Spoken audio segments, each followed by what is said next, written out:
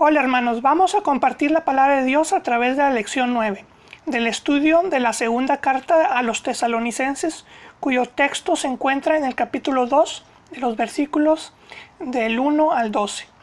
La novena lección de nuestro estudio lleva por título Nadie os engañe, pues el apóstol Pablo advierte y orienta a la iglesia respecto a la segunda venida del Señor. Antes de iniciar el estudio, nos pondremos en las manos de Dios a través de una oración. Vamos a orar. Dios mío, te doy gracias por todas las bendiciones recibidas y te suplico que perdones mis pecados. Te pido que seas tú, tu palabra la que se comparta en esta lección y no la opinión del hombre. Dame sabiduría de la tuya. Te pido que esta lección sea de gran bendición para quienes la escuchen. A ti sea la honra y la gloria. Todo te lo pido en nombre de nuestro Señor Jesucristo. Amén. Después del envío de la primera carta a los tesalonicenses, los informes indicaban que la iglesia de Tesalónica crecía en amor y fe, así como su firmeza en medio de las persecuciones. Pero la iglesia de Tesalónica había caído en un error de doctrina. Necesitaba ser orientada en cuanto a la venida del Señor. Y la reunión con Él, se decía que la venida del Señor era inminente. Esto llegó a causar graves problemas, al punto que había hermanos que pensaban que su único deber era esperar la venida del Señor, por lo que abandonaron sus trabajos y negocios y vivían de la caridad de los hermanos que sí trabajaban. Nosotros esperamos su venida, pero debemos evitar poner fechas para ese evento. No hay duda, así como lo vieron ir al cielo, vendrá otra vez. Por lo que nos debe encontrar trabajando en su obra y cumpliendo nuestros deberes diarios.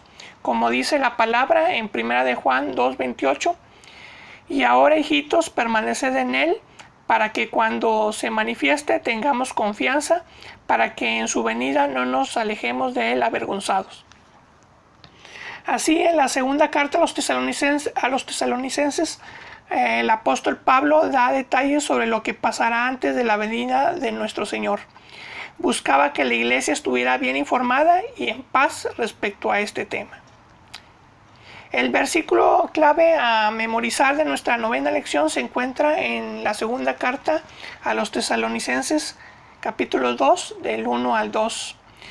Pero con respecto a la venida de nuestro Señor Jesucristo y nuestra reunión con Él, os rogamos, hermanos, que no os dejéis mover fácilmente de vuestro modo de pensar, ni os conturbéis, ni por espíritu, ni por palabra, ni por carta, como si fuera nuestra, en el sentido de que el día del Señor está cerca.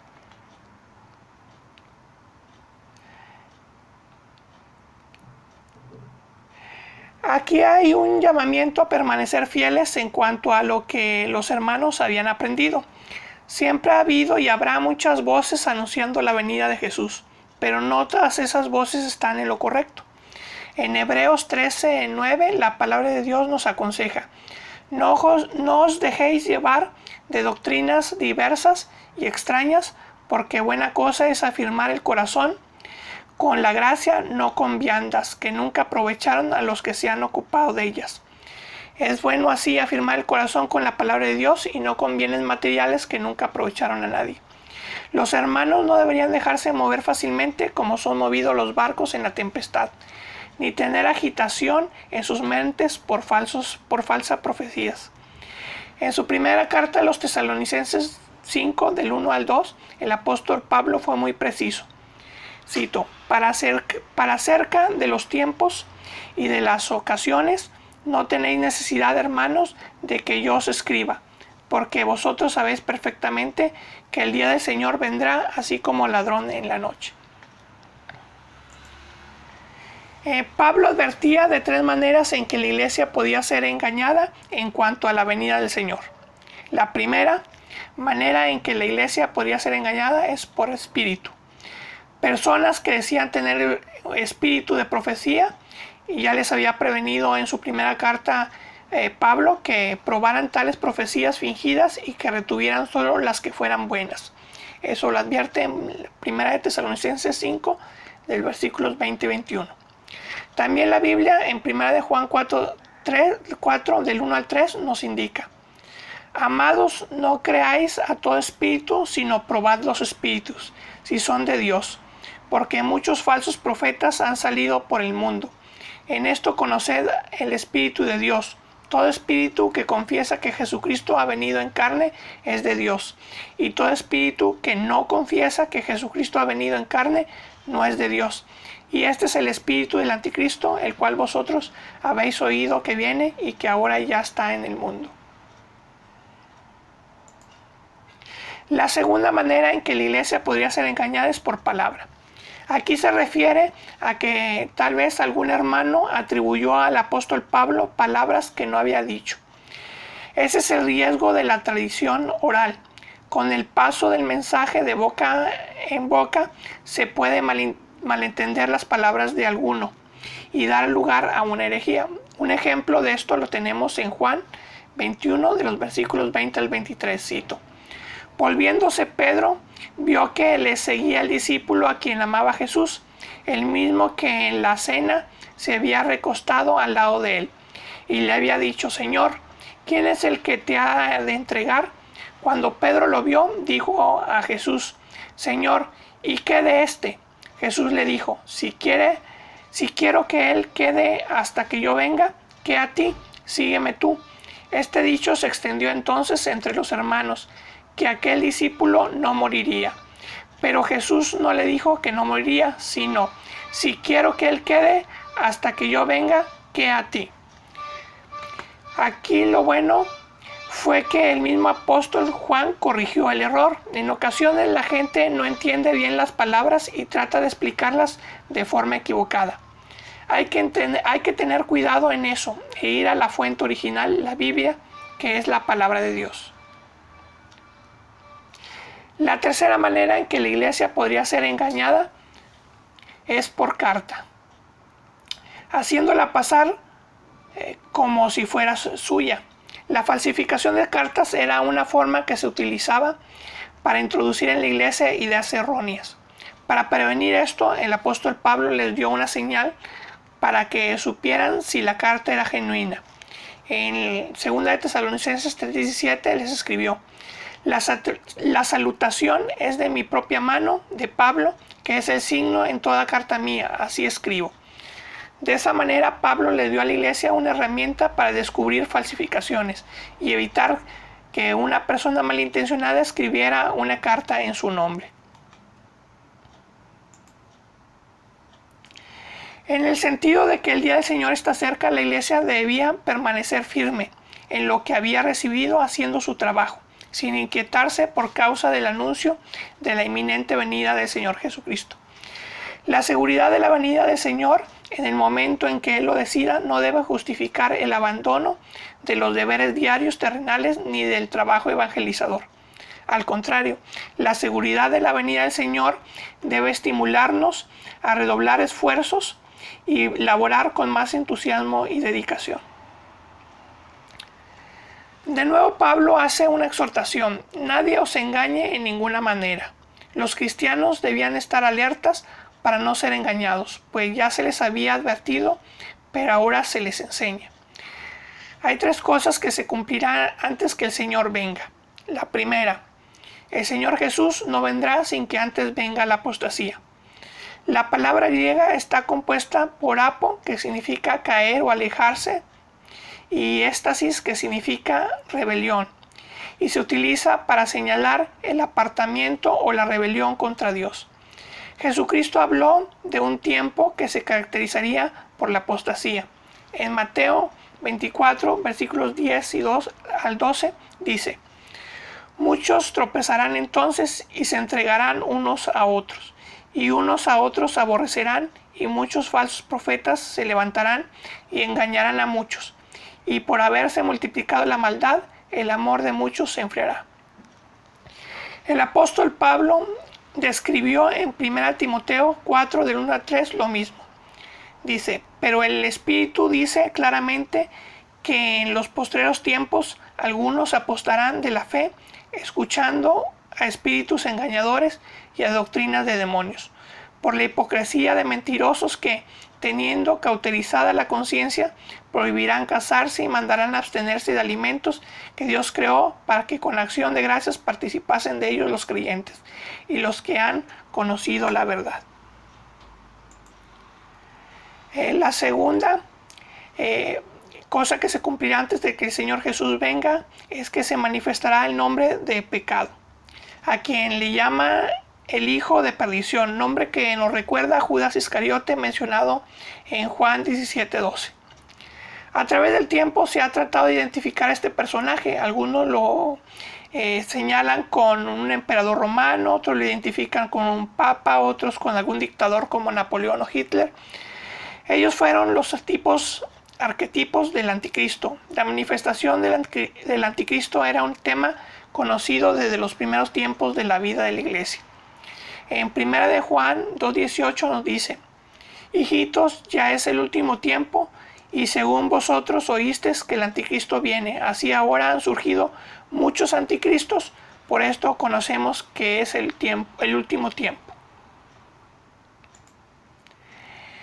La tercera cosa que se cumplirá antes que el Señor Jesús venga es que será quitado de en medio lo que detiene la manifestación del hombre de pecado. Esto es, no hay poder más grande que el de Dios, y solo sucede lo que Dios permite. El diablo tiene el poder de engañar, pero su poder es muy inferior comparado con el de Dios. En mano de Dios están los tiempos, nada ocurre fuera de su voluntad. En su soberanía, Él ha permitido que sea detenida esa manifestación, la cual ocurrirá cuando Él así lo determine. El Hijo de Dios de perdición es descrito como una persona que pretende usurpar el lugar de Dios.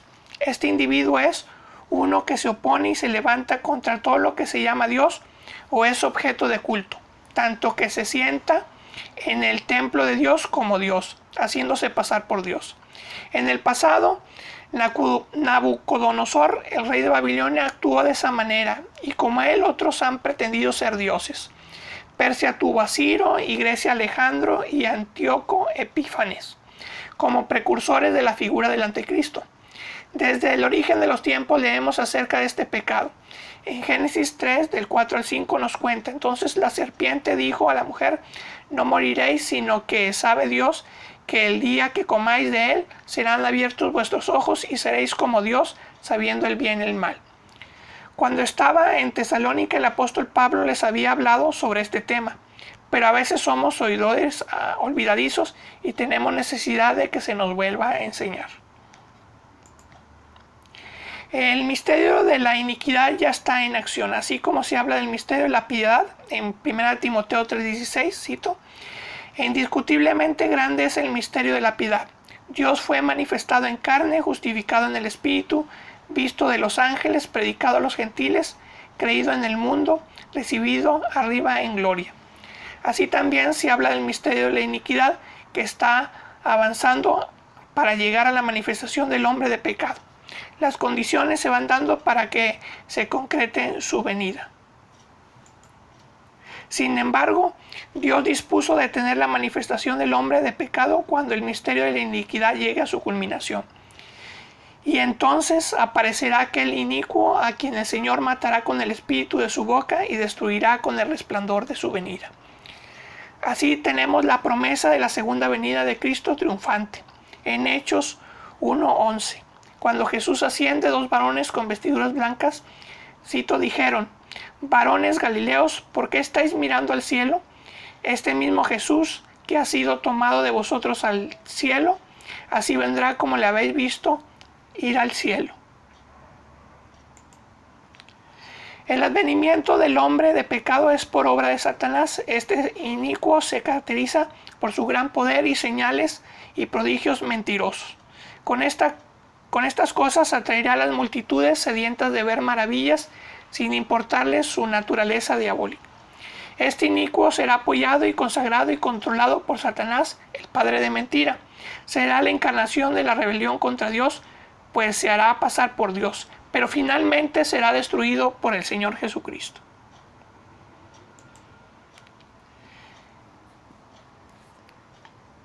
El hombre de pecado tendrá seguidores que serán los engañados por la iniquidad, que se pierden los que no recibieron el amor de la verdad para ser salvos.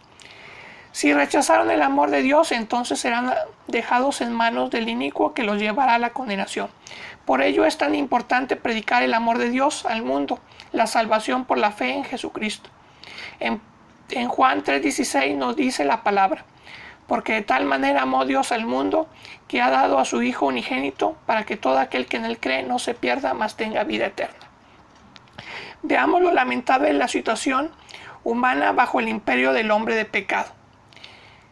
Son deslumbrados por el poder del hombre de pecado y sus señales y prodigios mentirosos. Desprecian el amor de la verdad para ser salvos.